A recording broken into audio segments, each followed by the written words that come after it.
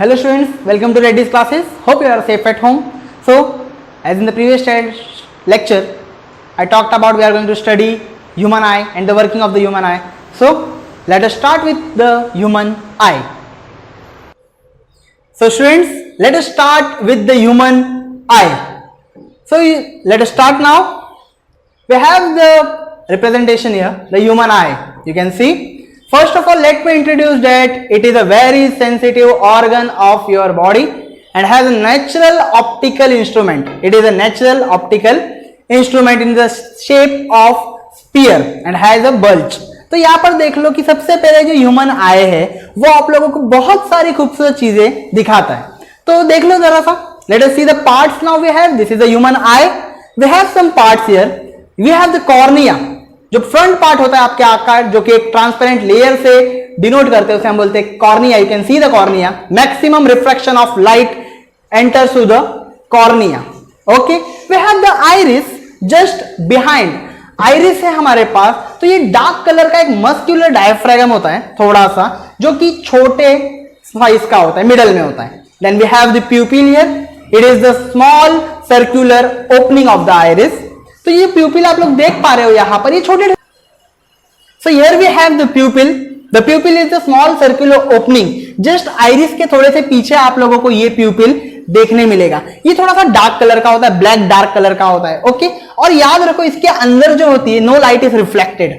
इसके अंदर, इस प्यूपिल के अंदर थोड़ी सी भी लाइट रिफ्लेक्ट करती नहीं है. मैक्सिमम क्या होता है, रिफ्रैक्शन टेक पार्ट करता है पूरे आंखों में, जब भी कॉर्निया के थ्रू, फिर आइरिस के थ्रू, फिर आता है प्यूपिल पे. ये तो इंपॉर्टेंट पार्ट्स है ना उसके. सबसे पहले आपको कॉर्निया बताया, फिर बताया आइरिस होता है जो कि कलर के बारे में बात करता है. उसके बाद में उसके सेंटर में जो कि इस प्यूपिल के बारे में बात किया, दिख रहा है आप लोगों को, ये जो है इसके बारे में वो बात कर रहा है. This is the प्यूपिल. ओके, ये सेंटर में होता है, डार्क कलर होता है. Okay, middle of the iris. ये पूरा आइरिस जो है उसके ठीक बीच में आप लोगों को ये मिल जाता है. The pupil determines how much light is let to in the eye. मतलब कितनी अमाउंट ऑफ लाइट आपके आंखों में आना चाहिए. ये सब चीजें कौन देखता है, प्यूपिल देखता है. आगे जो हम लोग यहां पर बात करने वाले हैं, we have one more. It changes. ये जो होता है अपना एकोमोडेशन के हिसाब से चेंज करता है अपने साइज को. जैसे कि कभी डिम लाइट होता है, ब्राइट लाइट होती है, मैक्सिमम लाइट. देखो ये जो लाइट आ रही है, अब जैसे कि जैसे कॉर्निया, आइरिस और धीरे धीरे इस पे गिरेगी, यहां पर जैसे वो गिर जाएगी तो क्या हो जाएगा, प्यूपिल अपना डायामीटर चेंज करता है. धीरे धीरे अपने डायामीटर को वो चेंज करते लेके चले जाएगा. अब देख लो लाइट एंटर कर रही है.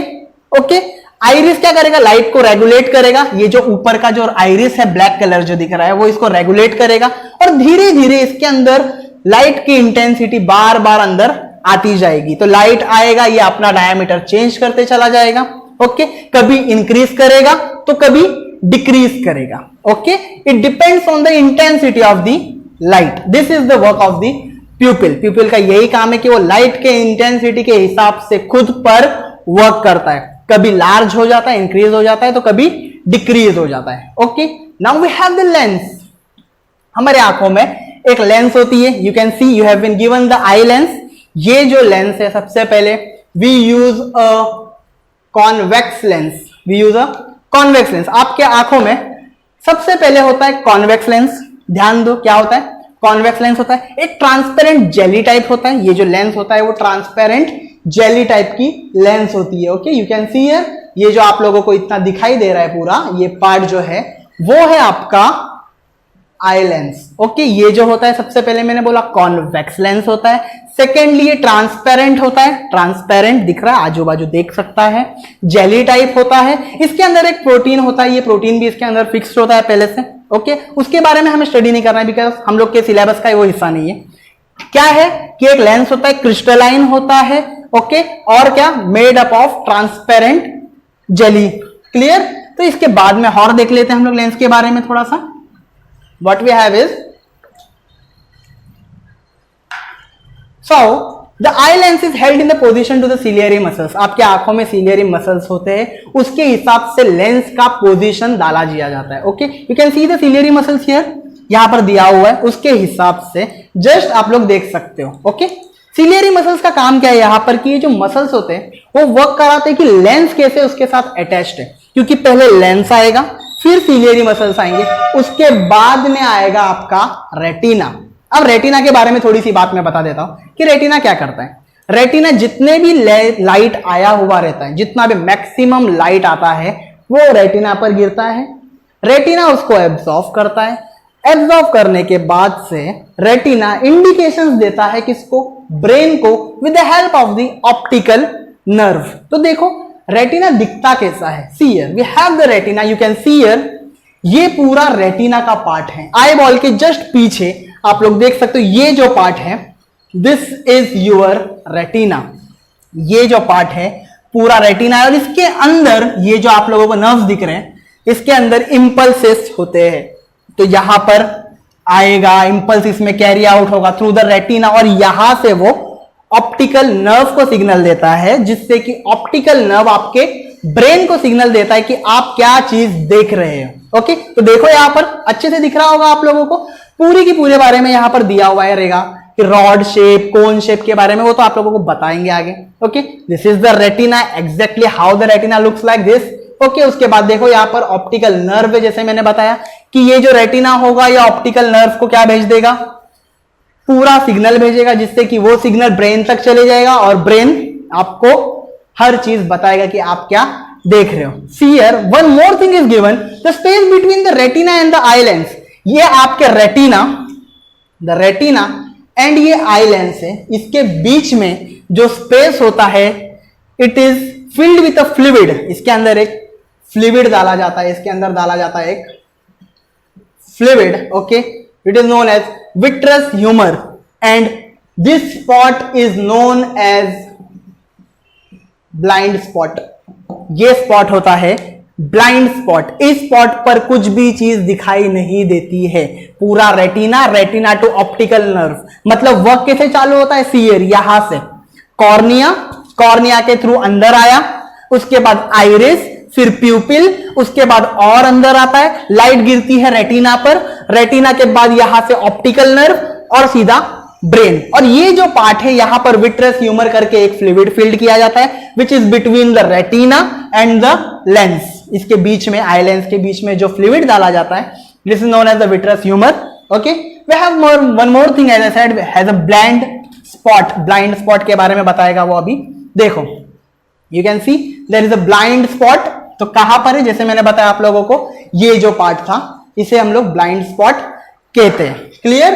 तो यहां पे हो जाता है आप लोगों का ह्यूमन आई कंप्लीट। आपके ह्यूमन आई में जितने भी चीजें आपके बुक के लिए था, what we have the cornea, iris, pupil, retina, optical nerve, and that nerve send signal to the brain. That's it. यहां पे आपका पूरा ह्यूमन आई कंप्लीट हो जाता है। आगे we have what does our eye do while accommodating. जब वो एकोमोडेशन टेक पार्ट करता है तो हमारी आंख क्या करती है, तो आपको पता चलेगा अभी। तो देखो, so let us discuss about the accommodation of eye and the power of the accommodation. Okay, so let us discuss. Now we have some accommodation views, how are accommodation of the eye.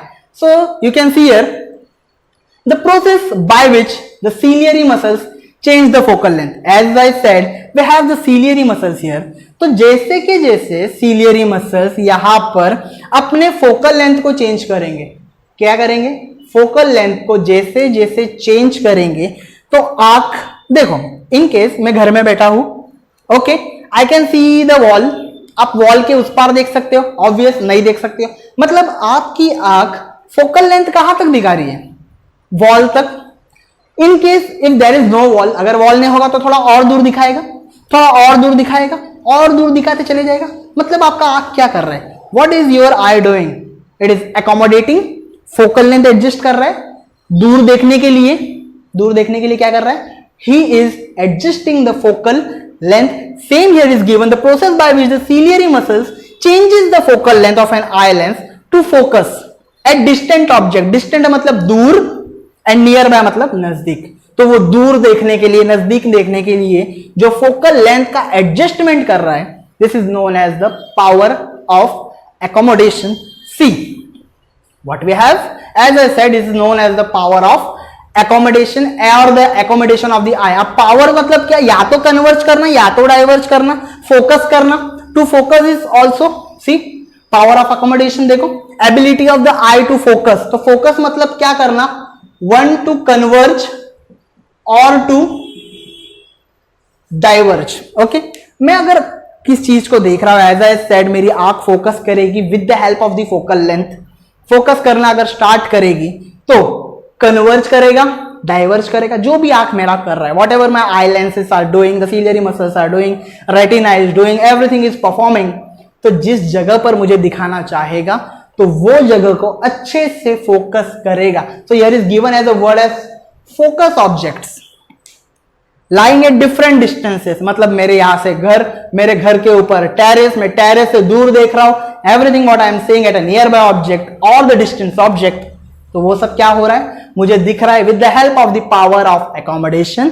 And this is a question for 2 marks in your syllabus. What do you mean by power of accommodation? We have to write what?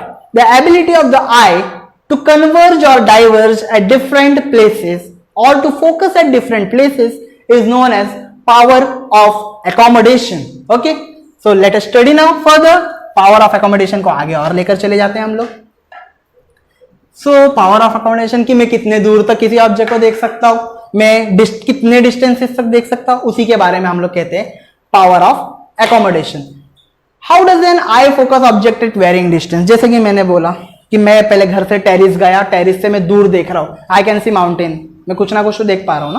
तो जो भी चीज देख पा रहा हूं मैं, तो मेरी आंख उस पर वर्क कर रही है. See what is working there, eye का भी कौन सा पार्ट वर्क कर रहा है, रेटिना कर रहा है, सीलियरी मसल कर रहा है, कॉर्निया कर रहा है, आइरिस कर रहा है, प्यूपिल कर रहा है, कौन कर रहा है. See when the ciliary muscles are relaxed, मतलब उसके ऊपर किसी तरह का स्ट्रेन नहीं है, एकदम रिलैक्स्ड है, the eye lens becomes thin.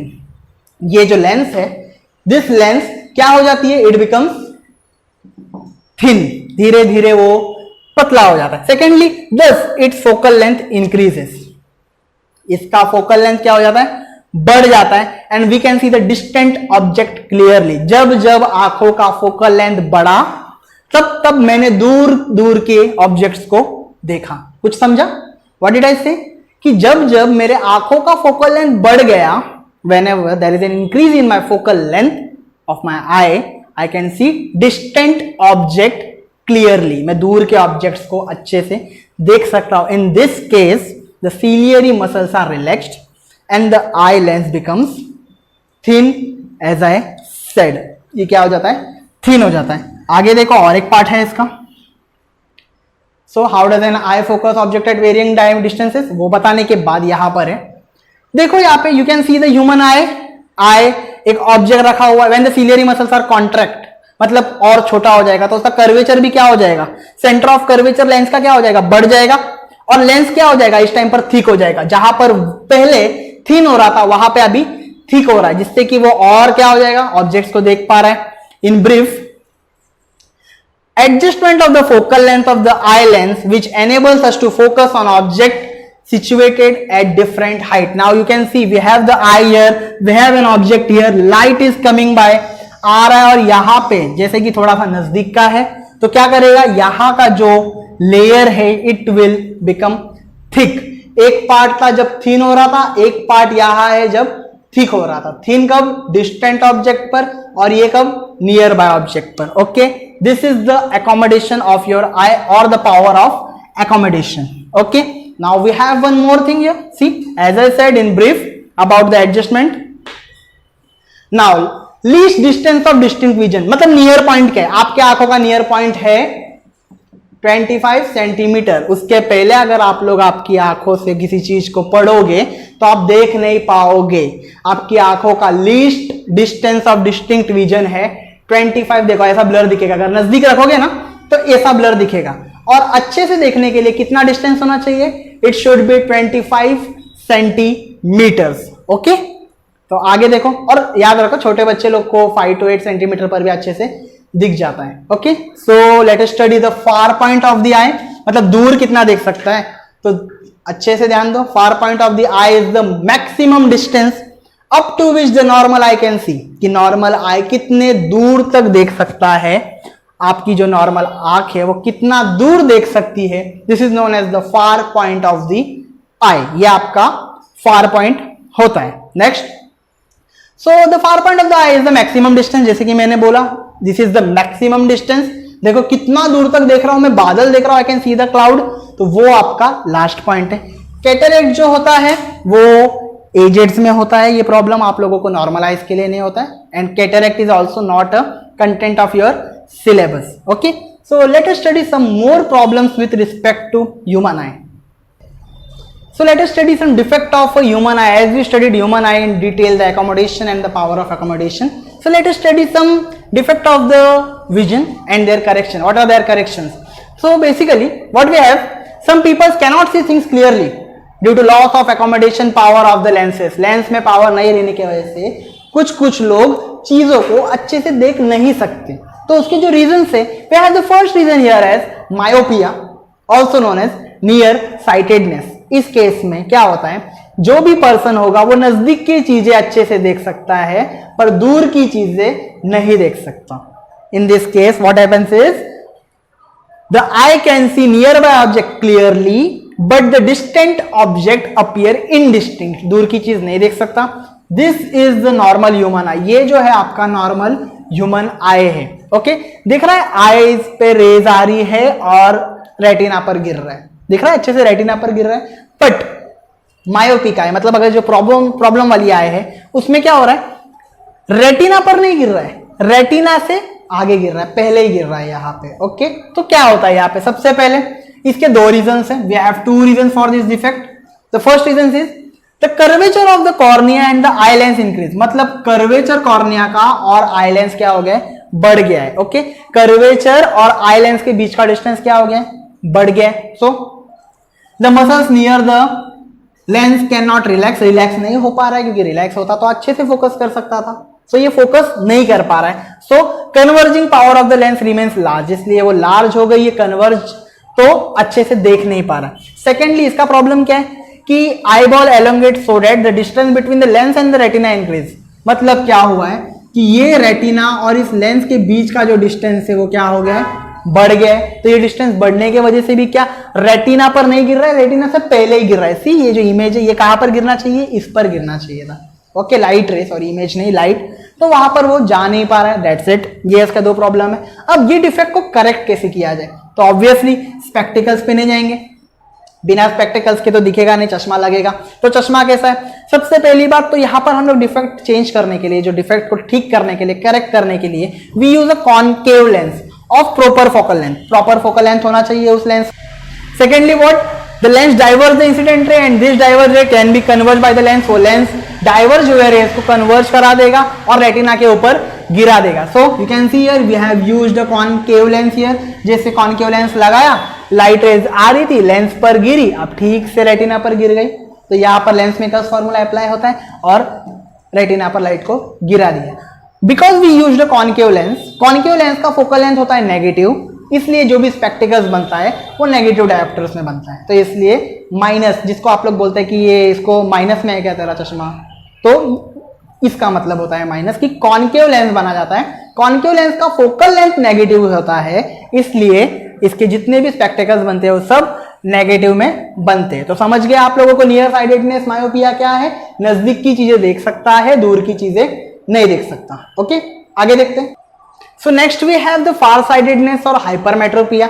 इस कंडीशन में जो आपकी आंख होती है वो क्या करती है, in this defect the human I can see distant object clearly, मतलब दूर की चीजें अच्छे से देख सकता है पर नजदीक की चीजें नहीं देख सकता। इसका मतलब क्या, उसके आंखों की जो 25 सेंटीमीटर तक देखने की क्षमता होती है वो अब नहीं बच गई है, वो और दूर हो गई है, इसलिए वो नजदीक की चीज नहीं देख पा रहा है, वो दूर की चीजें देख पा रहा है। This is known as hypermetropia और फार साइडेडनेस। इसके दो reasons, curvature of the cornea and the eye lens decrease. पहली चीज, कर्वेचर ऑफ कॉर्निया का और आई लेंस के बीच में जो है डिक्रीज आ गया है, जिसकी वजह से कन्वर्ज जो कि है लेंस का कम हो गया है, converging power becomes less. Secondly, eye ball flat हो गया है। आई बॉल फ्लैट होने का मतलब क्या, लेंस और रेटिना के बीच का डिस्टेंस क्या हो गया है, कम हो गया है। लेंस और रेटिना के बीच का डिस्टेंस कम होने की वजह से क्या हो रहा है, लाइट की रेज रेटिना के पीछे गिर रही है, तो रेटिना के अगर और पीछे चली जाएगी तो फिर रेटिना पर जब तक गिरेगी नहीं तो दिखेगा कैसे? For correcting this defect we use a convex lens. हम लोग ने जैसे यहाँ पर कॉन्वेक्स लेंस लगाया, लाइट की रेज आई, कन्वर्ज हुई, यहां पर और कन्वर्ज करके यहां पर भी कन्वर्ज करा दिया। Convex lens is a converging lens, उसने कन्वर्ज करा दिया, और अब लाइट की रेज किस पे गिर रही है? रेटिना पर गिर रही है। तो हम लोग ने यहां पर क्या यूज किया? कॉन्वेक्स लेंस यूज किया। The focal length of convex lens is what? Positive.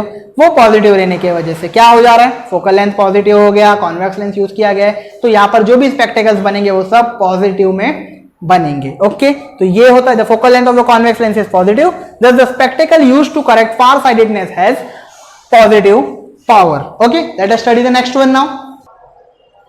So next we have presbyopia also. Presbyopia is also known as old age problems. ये old age में होता है। जनरली क्या हो जाता है? आंखों की फोकसिंग पावर पूरी की पूरी कम हो जाती है। तो यहाँ पे जो मसल्स होते हैं लेंस के, एबिलिटी लूज कर देते हैं फोकल लेंथ चेंज करने का, मतलब फोकल लेंथ चेंज नहीं हो रही है, इसलिए ना अच्छे से नजदीक दिख रहा है ना दूर दिख रहा है। ये प्रेसबायोपिया का प्रॉब्लम है। कुछ कुछ आईज में क्या हो जाता है कि उसको दोनों प्रॉब्लम आ जाती है, उसको नियर साइडेडनेस भी होता है और फार साइडेडनेस भी, मतलब मायोपिया का भी प्रॉब्लम है और हाइपरमेट्रोपिया का भी प्रॉब्लम है। तो अगर ऐसा केस होगा तो how will we correct? We will correct it by using a concave lens to correct near sidedness and convex lens to clear और correct far sidedness. Okay, presbyopia में यही एक प्रॉब्लम है कि आपकी आंखें ना नियर देख सकती है ना फार देख सकती है, अच्छे से नहीं देख सकता। ओके, इस कंडीशन में हम लोग बाइफोकल लेंस का इस्तेमाल किया जाता है। We use bifocal lens for correcting this types of defect. Okay, presbyopia, myopia और हाइपरमेट्रोपिया जो हम लोग ने अभी तीनों सीखा है, याद रखना, distinguish between myopia and hypermetropia, hypermetropia and presbyopia, myopia and presbyopia, ऐसे आपको कुछ आ सकता है। तो आप लोग क्या मायोपिया, हाइपरमेट्रोपिया और प्रेसबायोपिया में डिफेक्ट्स याद करेंगे, how to correct, what are the correction methods, मतलब क्या लेंस इस्तेमाल की जाएगी, उसके बारे में आप स्टडी करेंगे। Okay, till then stay safe, stay home.